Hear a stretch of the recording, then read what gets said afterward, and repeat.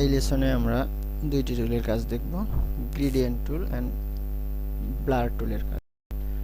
তো এখানে pen bucket টুলের কাজ আগেই শিখেছিলাম, এবারে গ্রেডিয়েন্ট টুলের কাজটি শিখব। গ্রেডিয়েন্ট, এখান থেকে কালার নির্বাচন করে দুই কালার বা মাল্টি কালার দিতে পারি, দিয়ে ধরুন এই ব্যাকগ্রাউন্ডে একটা গ্রেডিয়েন্ট কালার দিতে চাই। তো এক্ষেত্রে এখানে ক্লিক করে ড্র্যাগ করে ছেড়ে দিলে, সরি, আমাদের ব্যাকগ্রাউন্ড লেয়ার সিলেক্ট করতে হবে আগে।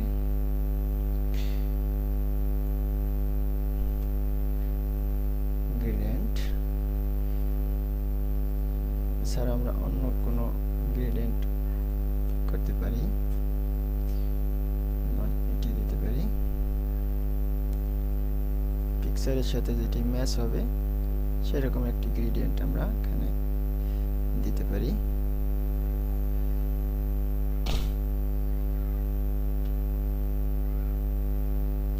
থেকে আমি যে কোনো একটি গ্রেডিয়েন্ট দিলাম, আপনারা আপনাদের মতো করে দিবেন যেটা ম্যাচ হবে। তো গ্রেডিয়েন্ট টুলের কাজ শিখলাম। এবং ব্লার টুল, ব্লার টুল মূলত কোনো অংশকে স্মুথ করাই ব্লার টুলের কাজ। যেমন আপনি ইরেজ টুলের মাধ্যমে এইখান থেকে কিছু অংশ ইরেজ করলেন, ইরেজ করার পরে এটা একদম কাটা কাটা মনে হইতেছে, এক্ষেত্রে আমরা ব্লার টুল ব্যবহার করে এটাকে স্মুথ করতে পারি।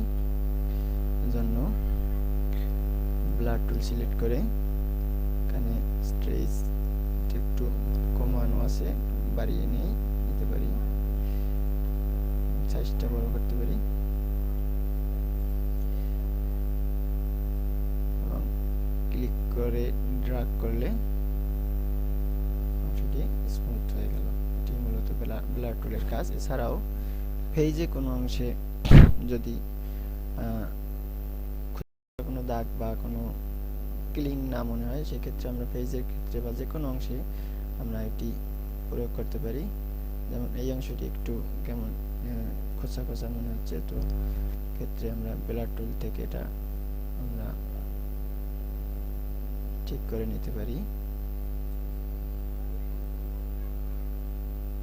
প্রয়োজনে এখান থেকে আমরা বাড়িয়ে নিই।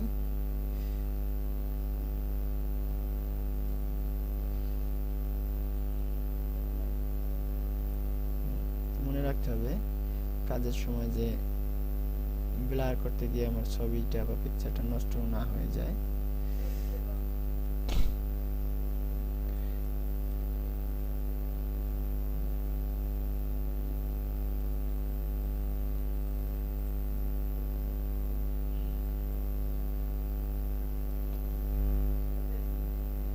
মূলত ব্লার টুল আর ইরেজ টুলের কাজ।